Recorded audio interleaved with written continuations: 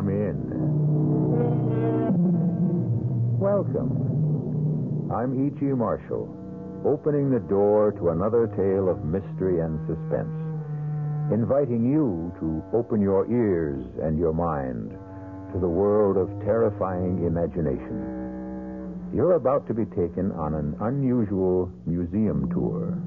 There won't be any Mona Lisas on this tour, no Greek vases or Roman statuary, because this establishment specializes in only one kind of exhibit. And that's why our story is called The Murder Museum.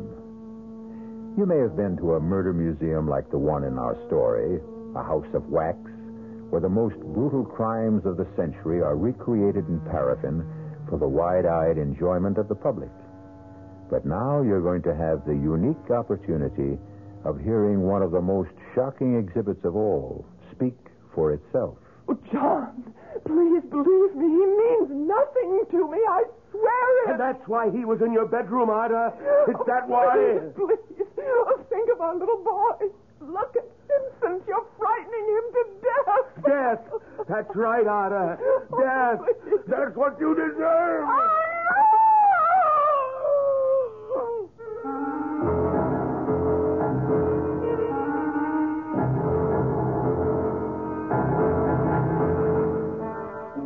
Our mystery drama, The Murder Museum, was written especially for the Mystery Theater by Henry Slessor and stars Michael Wager.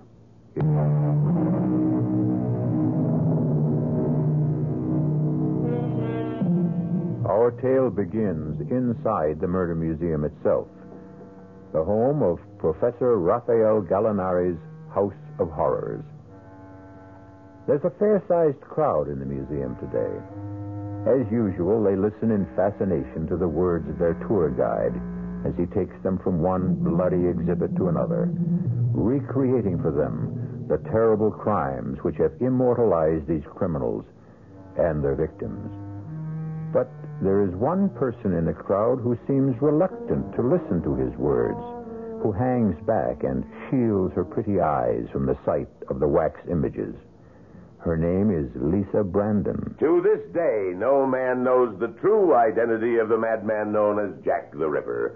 But the theory persists that he may well have been a physician or at least a medical student, judging from the skill with which he wielded the instrument you see clutched in his hand as he attacked the terrified young woman.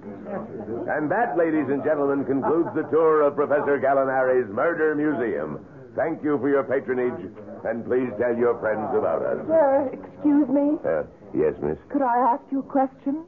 Well, yes, of course. I was curious about the Raymond exhibit, but I see that you haven't opened it to the public. No, miss. The Raymond exhibit is still closed for repairs. Well, the truth is, it's the only reason I came to the Murder Museum. I wanted to see the Raymond.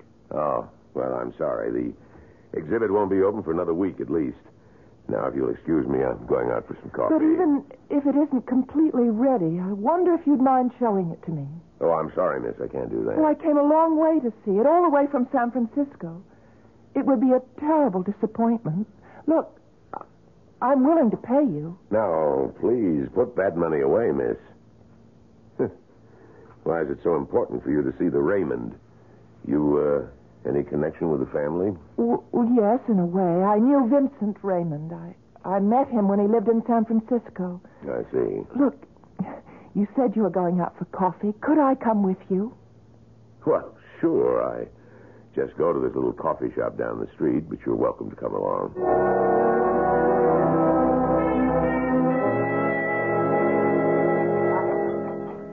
So you knew Vincent Raymond. You an artist, too? No, not really. But my brother owned a small art gallery on Green Street. And sold Raymond's paintings? Well, actually, no. He didn't really care for Vincent's work. It was so dark and gloomy. Frightening, really. But he felt sorry for him, and he loaned him some money, and sometimes he let him help out in the gallery. And that's how you met him? Yes, that's right. I came home from college, and I met Vincent. I didn't know anything about him. Meaning, about his parents? It took Vincent a long time before he was willing to talk to me about them.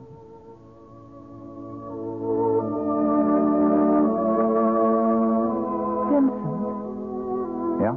isn't that music a little loud? Sorry, I'll turn it down. Are you angry with me or something? No, why? Why should I be? I don't know. You've hardly said 2 words to me tonight. All through dinner, we... I was trying to digest that rotten food. Whoever told me that restaurant was worth trying must have had a secret death wish. I didn't mind it. Had only one thing to recommend it. It was cheap. That's the only criterion I have, you know? I didn't complain, did I? No, you never complain. You just suffer in silence. You think I'm some kind of gifted, starving artist who has to be tolerated for his poverty. Oh, you're so hard on yourself, Vincent. Well, let me tell you something, Lisa. I'm starving, but I'm not an artist. Well, let's not talk about it tonight. Let's just relax. You know I can't paint. Your brother knows it. I fill all my canvases with memories of my own nightmares, only you cannot call them art. Vincent, why do you paint in such a gloomy style? I've never seen you paint with anything that had any color or lightness. All those blacks and grays and slashes of red.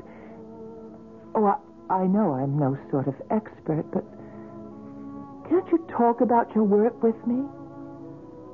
There's a reason for it, Lisa. There's a reason. Well, what? I told you, my nightmares, they're all visions in black and gray and slashes of red. Well, then if you won't talk about your paintings, why not tell me about your nightmares? You wouldn't enjoy hearing about them. Or rather, about it. It? I have only one nightmare. Just one. I have it virtually every night. Sometimes it follows me into the daylight. I can close my eyes, and there it is. For years, I've tried to destroy it by painting it. Not its details, just its colors. But the therapy hasn't worked. Please tell me about it. I've never told anyone before. But why not? I suppose I never met the person I wanted to confide it. Maybe now I have. But if I'm going to do that, this music has to stop. My mother's maiden name might mean nothing to you, but at one time, many years ago, it was famous among people who loved the theater. She was an actress. Her name was Ada Krim. Ada Krim. I think I do know that name, Vincent. She was born and raised in England. She was known as the beautiful Ada. She didn't have a very long acting career because she capped her success on the stage with an even more successful marriage. She became the bride of John Lloyd Raymond. Your father? Yes. My father.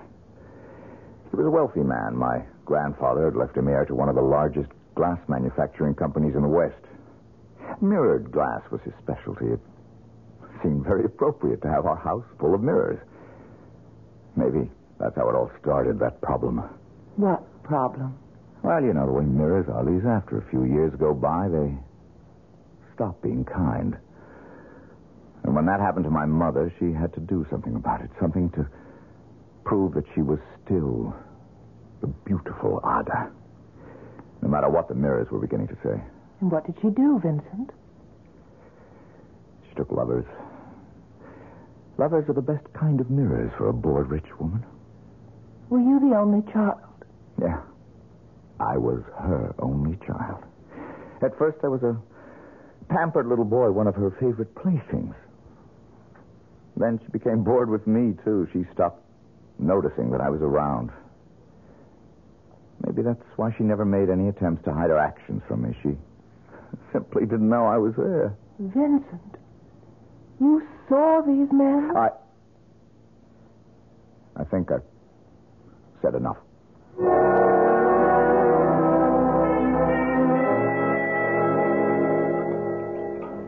So, you never found out what Vincent's dream was all about? Not then, I didn't know. But you could have guessed, I suppose. if you knew the history of Ada Krim and John Raymond. Well, yes, I became curious enough to learn the history. I had a friend who worked in a newspaper, and she checked into the dead files and found the story for me, the whole terrible story. But I didn't tell Vincent that I knew about it. It was obvious that he didn't want anyone to know the truth. But one day it emerged. How? Well, it was a beautiful spring day, the first really warm day of the season, and Vincent and I went for a walk. Vincent, why don't we walk down to Ghirardelli Square? We could do some window shopping, maybe have some lunch. Considering the state of my finances, we'd better window shop the restaurants, too. Oh, no, I have money. Good for you. Are you going to be stubborn again? I'm going to teach you a lesson. I'll tell you what, Vincent. I'll buy myself some lunch if you want to split a hamburger Wait a with minute, me. Lisa. Then you Fool can... around with me. Get your hands off me! You need a lesson. Hey, you get away from her. It's about time somebody... Get away from her! Help me, please! Hey, Help you me! take your hands off her! away from her. Please, Vincent, my wife. I don't give a... Stop it, Vincent, for God's sake! Vincent! Vincent!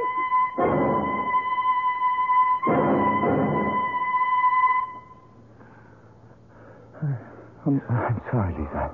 I'm sorry. I shouldn't have done that. I just went crazy. Why? What made you do it, Vincent? You could have killed that man. I couldn't stop myself when I saw what he was doing and what he was But going they to were do. man and wife. Yeah. Man and wife. So were my parents. Was that the reason? Was it because you saw your mother and father quarrel? Quarrel? You think that's all they did? Don't you know the truth yet? Yes, Vincent, I do know. I didn't want to tell you before, but I know that your father murdered your mother. And you know how he murdered her. My father came home early one night. A full day earlier than he was expected. He walked into my mother's bedroom, and that man was there. Might have killed him, too, but he was fast on his feet. We lived in a very old-fashioned house, Lisa. Quaint, old-fashioned Victorian manner. The kind that still had gas lamps on the wall. And fire axes. I used to hear my father joking to his friends about the fire axe on the wall. Vincent, don't talk about When it. he saw my mother, he ripped the axe off the wall, and he used it. Please. You read about it, Lisa, but I saw it. You what? I was 6 years old, terrified 6-year-old, who came to find out what all the noise was about. Oh, no. I saw the whole thing happen from the first stroke of the axe to the final blow. Oh. Now you know what my nightmare is all about, all the blacks and grays and slashes of red. Oh, you poor man. All right. Now, I've told you the whole story, so maybe now you know why I can't see you again. What? Don't come near me again, do you hear me? Vincent. Don't come near me. Ever.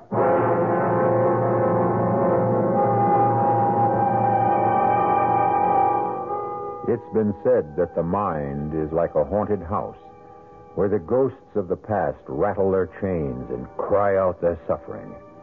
Of course, that's why we have our psychiatrists and psychoanalysts, and these days, even our exorcists. The house cleaners of the mind. But what will it take to free Vincent Raymond of his demons? Or can he ever be freed? We'll find out.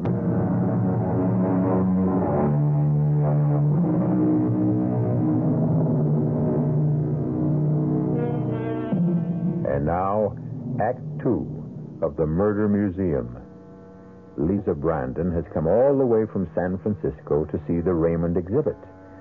But she seems to be having a hard time talking the museum guide into allowing her a private showing. However, she hasn't given up. Yes. I was in love with Vincent Raymond, and I was terribly unhappy when he walked out of my life. You mean you never saw him again? Oh, yes, I saw him again, but things weren't the same between us. He was tormented by the memory of what he had seen, and it changed his life. The dreams began in the orphanage. They began there and they never stopped. I woke up screaming in horror every time the dream came to me. I became an outcast, without friends, without sympathy. Oh, Vincent, I'm so sorry. That's when I realized that my only hope for any sort of life was keeping my secret. But you're not a child now. No, I'm older, Lisa, but nothing's changed for me. Oh, yeah. There's one thing that's changed. Well, what's that? I'm giving up my so-called art. I'm going to look for a job. Well, I'm sorry, Vincent. Because I did think you had talent. I've got to get some money to live on. My talent won't provide that. Well, I thought you had some savings. They're all gone after that lawsuit. What lawsuit? That man I beat up on the street, he sued me for damages. He won, of course. His wife stood up in court and verified that I'd beaten him up with no provocation at all. Nothing like a wife's loyalty, is there? But, Vincent, why didn't you let me know? I would have been a witness for you. Oh, it mattered. Well, how are you living now? Well, on the welfare rolls, of course. But don't worry about me. Look, if I can lend you any money, it won't... No. I have borrowed enough from you and your brother. I don't want any more money or sympathy. Just leave me alone, Lisa. Can't you get that through your head? Leave me alone. He did find a job eventually, waiting on tables down at Fisherman's Wharf. He seemed to sink lower and lower every day. My brother and I tried to help him all we could, but he refused to take any more charity. I tried to sell his paintings by putting them in the window of our little gallery. But there was only one person who seemed interested in Vincent's gloomy efforts. Hello? May I help you? Yes. I have been looking at the paintings in your window, trying to make out the artist's name. Oh, his name is Raymond. Raymond? Would that be Vincent Raymond, by any chance? Oh, yes, it is. Did you like the work? It's interesting. I'm an artist myself. But that sort of thing, all those dark colors, it doesn't really appeal to me. Oh, I see. However, I am interested in the artist. I wonder if you could tell me how to reach him. Is he a local resident? Yes, he lives in San Francisco. Oh, would you mind telling me your name? Oh, yes, of course. Here is my card. Raphael Gallinari. You might say that I am a portrait artist. Oh, and is that why you want to meet Vincent? To paint his portrait? Something like that. Now, will you help me? All right. I'll tell you where you can reach him.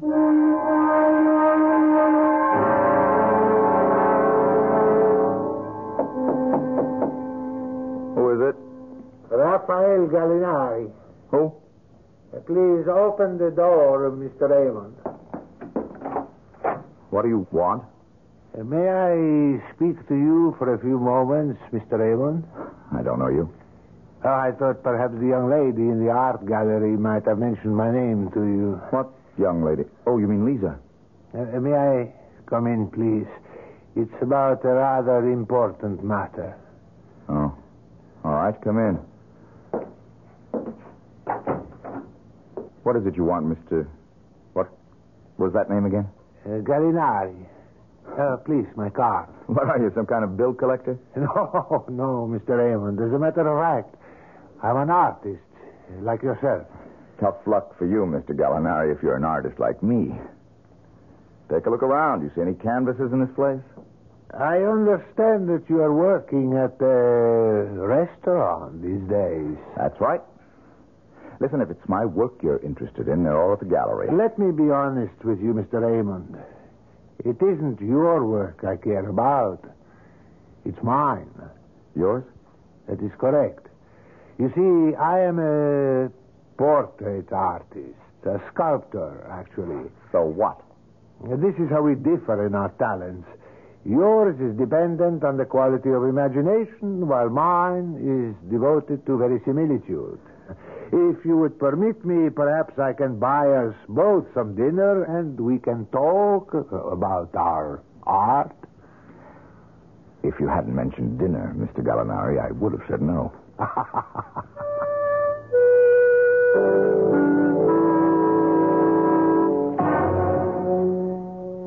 You know how it is with an artist. You know how we become obsessed sometimes, obsessed with a certain idea, a certain passion for a subject. No, Mr. Gallinari.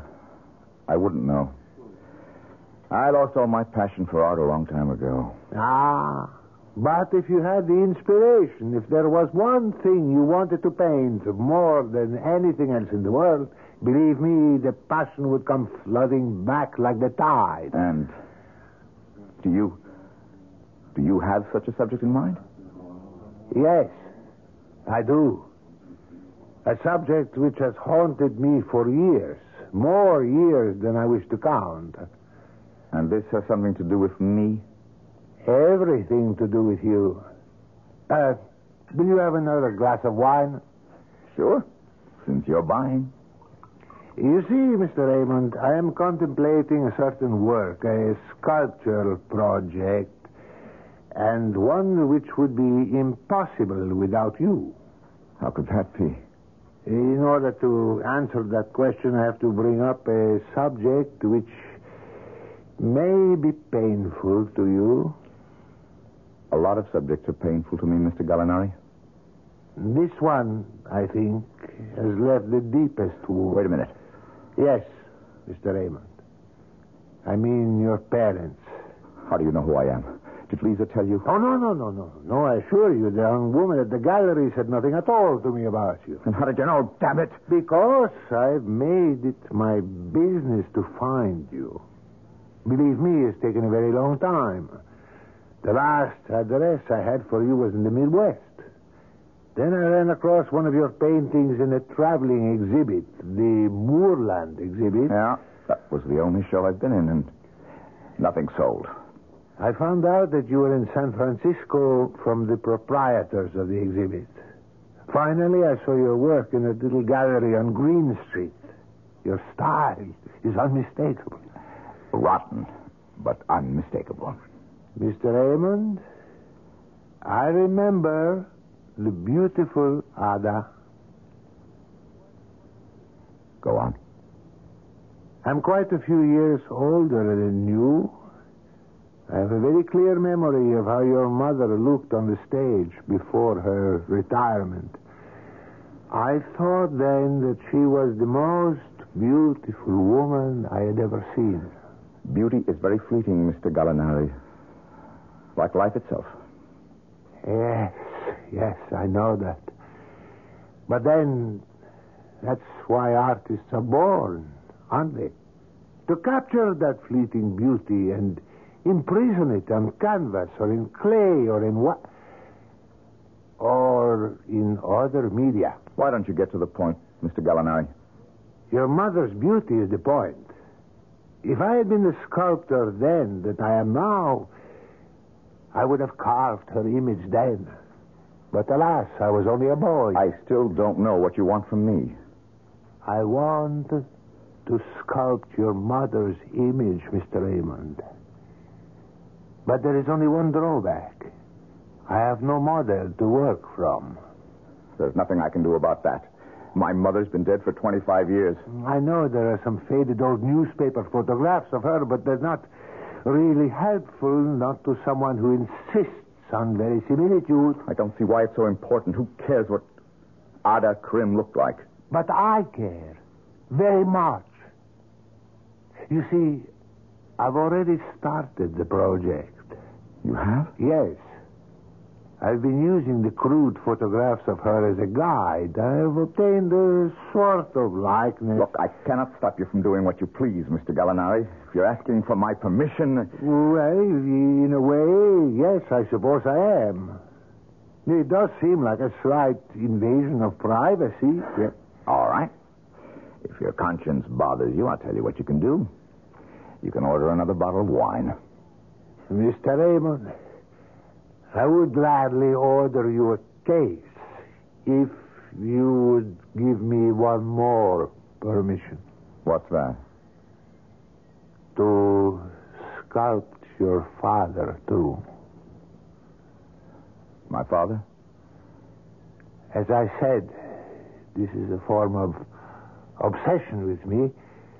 But from the moment I began work on the statue of Ada Krim, I felt that I couldn't stop until I had also done the head of John Lloyd Raymond. He's dead, Mr. Gallinari.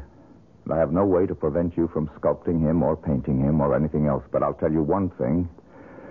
You won't get me to talk about him. Oh, no. I would not dream of it. But you see, I have a peculiar problem. While there are some likenesses of Ada Krim available, in the case of your father, well, I cannot find a single photograph. I have searched and come to a dead end. And what I was wondering, I know this is an imposition, if there is something in your possession... You think I have a picture of him? It was only a hope. I know his memory is painful, but you were his son, and sometimes, well, there are souvenirs one hates to discard. Well, Mr. Raymond? I have pictures of him. You do? I won't give them to you. Please, don't be so hasty. I won't give them to you. But I'll sell them to you. Oh, yes, of course. I'm perfectly willing to pay. I owe Lisa Brandon and her brother exactly $127. That's the price. Done, Mr. Raymond. $127. And I'll still throw in that case of wine.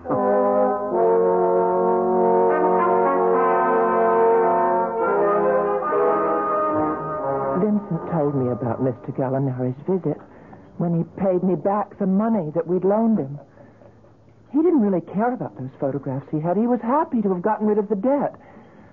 But there was only one thing wrong. I think you must know what I mean. Yes, I think I do. Raphael Gallinari didn't tell Vincent Raymond the whole truth. No, he didn't tell him the truth.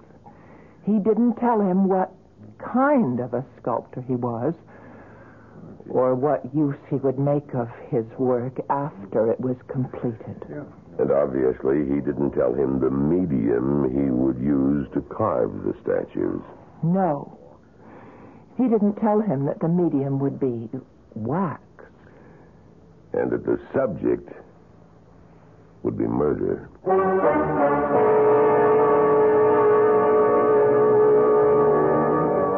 And what happened when Vincent Raymond learned of the duplicity of Raphael Gallinari? Or was it really duplicity? Gallinari said he was a sculptor. Gallinari said he believed in authenticity. And, of course, Gallinari paid for the privilege of using Vincent's photographs as a model.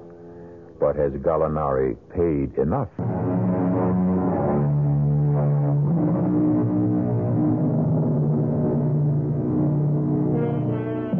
And now, here's Act 3 of the Murder Museum. For Vincent Raymond, all nights are the same. A dark passage into yesterday. A grim return trip to the past. But men must sleep, and sleepers must dream. So there's no escape for him. Ada! John, please believe me. Ada! He means nothing to me, I swear it. And that's why he was in your bedroom, Ada? Please. Is that why? Please, think of our little boy. Ada! Look at Vincent. You're frightening him to death. Death. That's right, Ada. Death. That's what you deserve. Oh! Yes, Ada. That's what you deserve.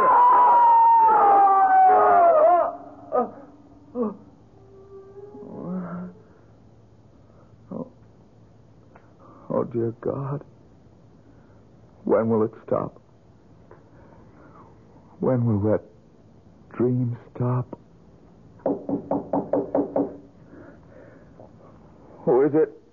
It's me, Vincent. It's Lisa. Lisa? Oh, wait a minute. Hey, what is it? What are you doing here so early? I just couldn't wait. I've got wonderful news for you, Vincent. What about? Your painting, the large one in the window, it's been sold. Sold? You're joking. Who would buy it? Oh, please, let me come in. All right. Just let me get a robe on. It happened. First thing this morning, the gallery wasn't open more than 10 minutes, and this man walked in wearing a Homburg, Vincent. I didn't think people wore Homburgs anymore. He did. Well, who was he? What was his Well, he name? gave me a card. Oh, wait a minute. It's right here. I've got it in my purse. It wasn't someone named Gallinari, was it? What? Raphael Gallinari calls himself a sculptor? No. Oh, no, it wasn't him. It's, wait, his name is, here it is, Charles Mulholland. Does that mean anything? Mulholland? That's Mulholland Gallery in Chicago. High priced. Oh, no, I doubt if there's any connection. Well, anyway, he bought it, Vincent, without any quibble about the price, and in fact, he was surprised that it was so low. Miracles never cease, do they? Oh, Vincent, if he really is somebody, then maybe your work will start to be recognized. Oh, forget it, Lisa. There isn't any more work for me. Just waiting on tables. That's my art. And I'm getting better at it all the time. Well, anyway, here's your money. It's all in $50 bills. Wait now. That's the full $300. What about the gallery's commission? Oh, don't be technical, Vincent. You need the money more than we need the commission. No, sirree. You've got to accept 1/3 of it. All right. It wouldn't be fair otherwise. I knew you'd feel that way. I can't believe it. It's the first painting I've sold, Lisa. Do you realize that? I told you you had talent. That'll teach you to listen to me. You're right. I should always listen to you, Lisa. Oh, Listen, I've got an idea. Have you had breakfast yet?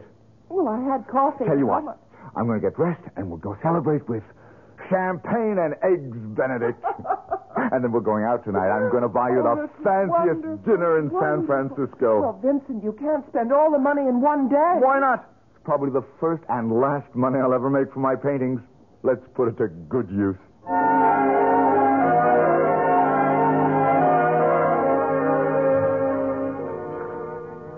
Well, it seems that Vincent had more talent than anyone realized. Those dark and gloomy paintings seemed to have the qualities of genius. At least that's what Mr. Mulholland said in his letter. Lisa, listen to this. Just listen to this. Go on, I'm He says, listening. the Mulholland Gallery would be most interested in arranging an exhibition of your work. Oh. Listen, they're willing to pay all the costs of carding and insuring the paintings. They'll even pay my fare and expenses to Chicago so I can attend the opening. Lisa, can you believe it? Oh, Vincent, it's the most wonderful thing I ever heard. Well, it's not a one-man show, nothing that grand, but the Mulholland Gallery. That's one of the best, Lisa, one of the most prestigious. Do you know when you'll be leaving? As soon as I can get all the stuff crated and shipped. I guess the sooner the better. Lisa, why don't you come with me? Oh, I couldn't do that. I still have to be at the Your gallery. brother can take care of it for a week or so. That's all the time it'll take. Oh, I just couldn't do it, Vincent. But when you have that big one-man show, I promise to be there.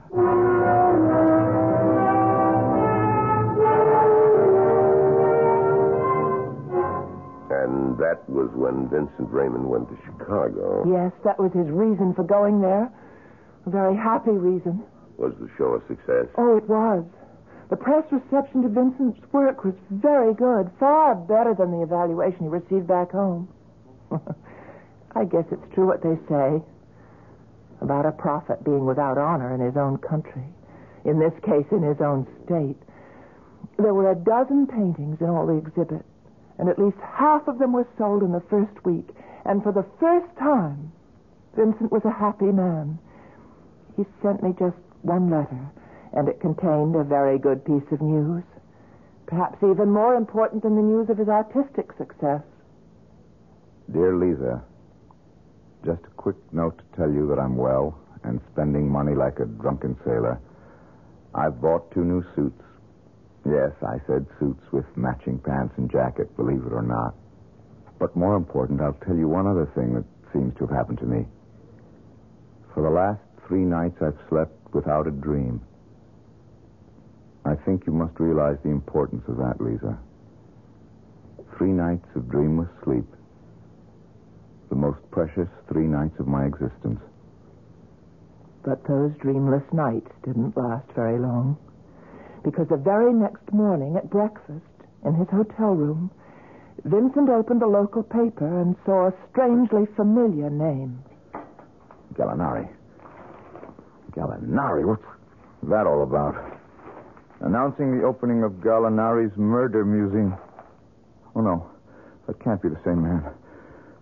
The Murder Museum, world's most terrifying house of wax, vivid recreation, scenes of crime, passion, and horror never before witnessed.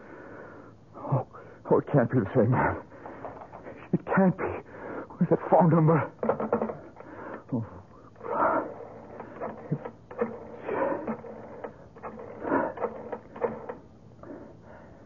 Hello. Is this the Murder Museum? Yes, I know you're not open yet. Listen, I want to ask you a question. This man, Gallinari, I want to know his first name. Raphael. And he is. Listen, what time are you open? No earlier than that? Then tell me where I can find Mr. Gallinari. Yes, it's important. No, my name does not matter. All right. First show, 2 o'clock. Oh, dear God, don't let it be true.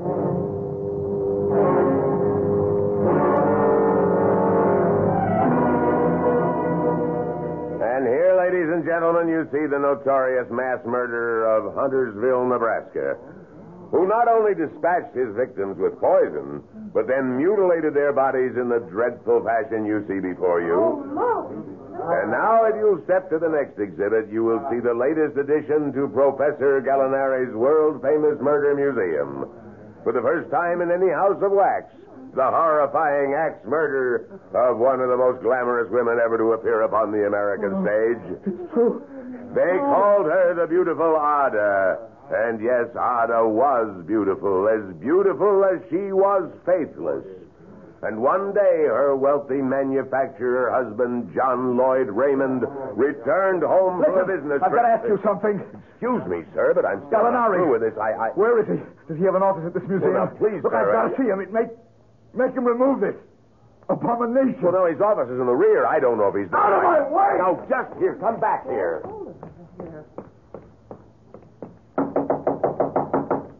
Who is it? Open up, Gallinari. Open the door. Yes, what is it? Let me in. I have to talk to you. I'm sorry, I'm quite busy at the moment, and Raymond? Is that you? Yes, Vincent Raymond. What are you doing in Chicago? The question is, what have you done? Now, be calm, young man. There is nothing to get so excited about. That's your art out there, Gallinari, out there.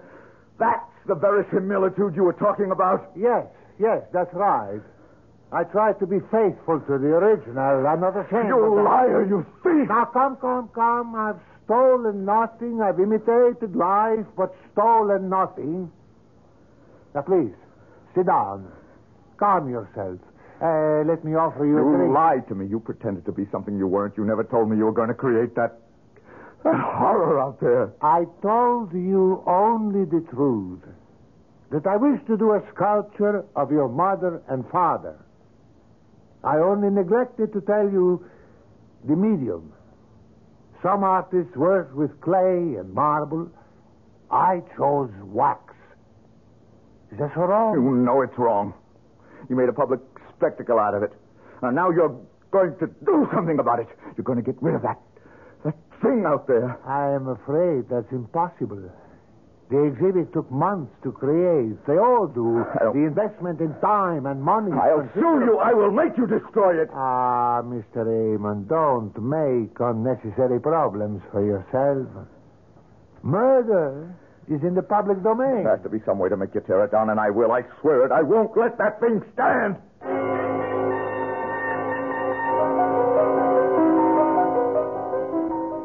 Of course, I know myself what happened next. Because I was there in the murder museum. The night that your friend Vincent Raymond returned. Oh, please. Can you tell me about it? I never did know the details. Well, from what I understand, he went to a lawyer the very next day to see if there was some legal means to get Gallinari to destroy the exhibit. He must have gotten some idea how difficult it would be to get an injunction against the museum. Because that's when he decided that the only recourse was to destroy the sculpture itself. Yes, that would be like Vincent. And what he did was very simple. He came back to the museum for the last show of the day. But during the tour, he slipped away from the crowd and hid behind one of the curtains until everyone had gone. And then he walked up to the exhibit and stopped in front of it. Of course, the instrument he needed to destroy the exhibit was already there. The fire axe was real, like the clothes of the wax figures and the furnishings of the room. All he had to do was take the axe out of the hands of his father's statue, and that's what he did. Destroy. Destroy. Must be destroyed. I saw him standing there as still as the wax figures themselves. And I froze in the doorway, too, afraid to move. Because I saw his eyes. And I was afraid to become a victim, too. And then I heard him sobbing. You should have done it. You should have done it. I saw him turn the axe toward the figure of his father. But then a strange thing happened. He began to shake from head to foot. He seemed unable to bring the axe down on the figure of John Lloyd Wayne. No! No, it wasn't your fault. It was hers. Hers! And suddenly he turned around and brought the axe down on the wax figure of his mother. You're the one who did it. You did it. You dirty filth. That was when Professor Gallinari himself came out of his office. Stop it! Stop it! Raymond dropped the axe. The destruction of the wax figure complete. But Gallinari was infuriated and threw his arms around his throat. Raymond struggled with him. They fell in a heap to the floor. Stop it. Don't say any more, please. I'm sorry. I just can't bear to hear any more.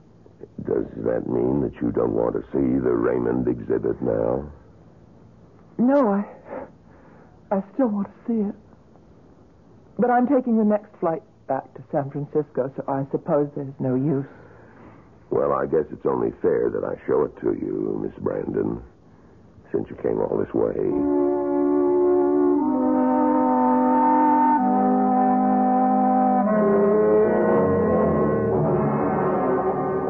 We keep the curtain closed whenever we're fixing up an exhibit or preparing to show something new. This is really very kind of you. Oh, that's all right. I just hope that you don't find the exhibit too depressing. Is it a very good likeness? Yes, I think it's very good. But judge for yourself. As you can see, the figures are all ready, but the furnishings need some work still. Well, what do you think? It's horrible. Horrible. Oh, I'm sorry. I know I shouldn't say that. I did ask you to show it to me. Yes, I was afraid you'd feel that way, miss. Because the likeness is really very good. It was Gallinari's brother who did the statue of the professor. Naturally, he'd get that right. But that's Vincent, too. Yes. Just like him.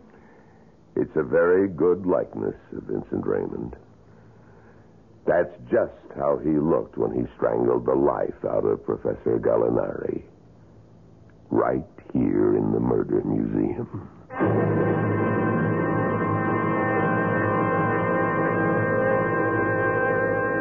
If you are contemplating a visit to a wax museum, we pass on this advice to you. 1, don't go during a heat wave. 2, make sure that you can stand the sight of wax. And 3, be certain you don't have any murderous ancestors who just might show up in one of the exhibits.